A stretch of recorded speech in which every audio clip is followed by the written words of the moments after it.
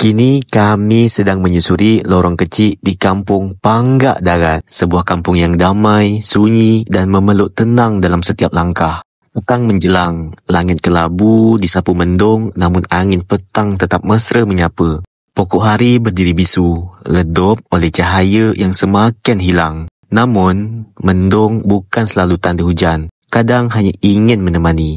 Kami hendak ajak ikat semua menikmati suasana ni. Suasana yang syahdu, yang mengajak kita diam memandang dan menghayati. Burung balik ke sarang, anak-anak mulai masuk rumah. Dan suara riuh siang perlahan berganti dengan bisikan angin dan bunyi alam. Sekarang, kami belok ke lorong sebelah balai desa. Gang kecil yang membawa kami ke kawasan rumah. Tempat segala cerita bermula. Setiap sudutnya punya kenangan, setiap tapaknya menyimpan rindu.